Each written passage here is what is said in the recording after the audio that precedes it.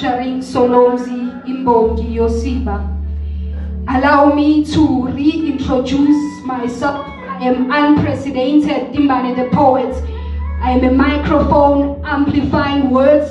Take away creative imagination from my mind and I will be half dead. My mind is a temple of wisdom. As I always say, we'll put the killing thing right between your teeth without giving it the power to do its killing. It is a metaphor, you see. I am not there as always.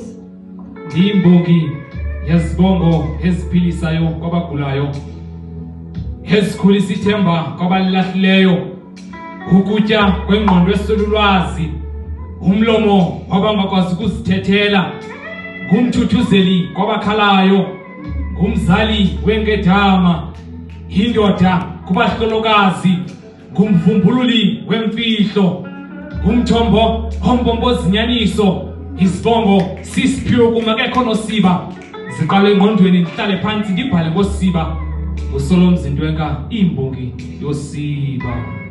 You cannot serve two masters, choose one. You cannot serve two masters, choose one. What does it profit for you to gain the whole world but lose your own soul? Seek first the kingdom of God and his righteousness, and everything else shall be added unto you. But now many of you are now seeking for his things more than him. Ukuhlala kuye kunokuphila okuphakade.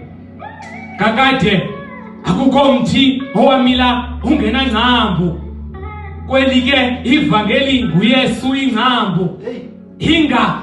Ndingaguqula izibhalo kanye kulanda uyithi bawo ndiunikela ezandleni zakho umoya wami.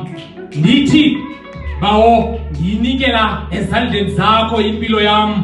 Ngufe inyama, kuphila imoya kwinyama, ukuzilawuleka inyama, ngoba lenkalo ifuna ube ngathi azithi mzala. Are you now serving yourself or are you now serving him? In search for wisdom, many became fools. Can light be hidden by darkness? Quite perplexing. We have lost the Christian doctrine. We have lost our Christianity. We have made Christianity to be so cool. What happened to the true gospel? Jesus Christ is Lord. Work on your own salvation.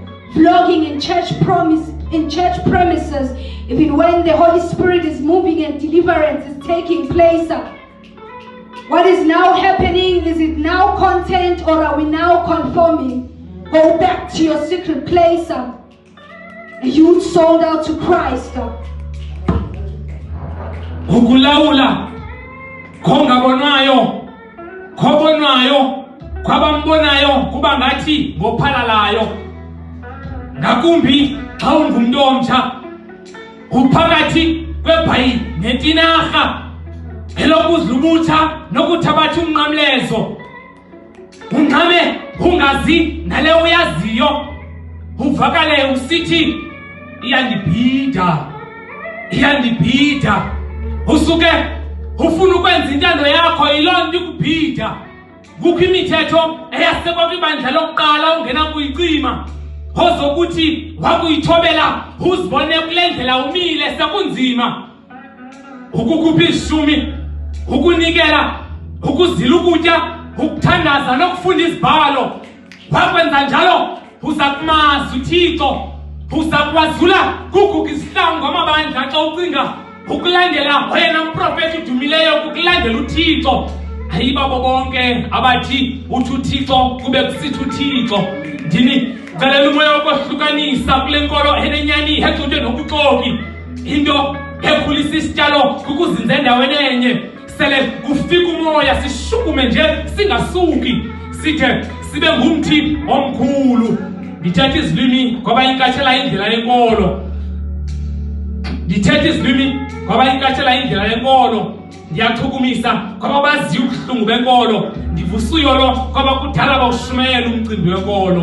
Buyela kwindawo yakho yemfihlakalo. Never lose your saltiness. You are the light and the salt of this world. You are the light of this world. You are set apart for a purpose and for a reason. Never lose your saltiness. Go back to your secret place.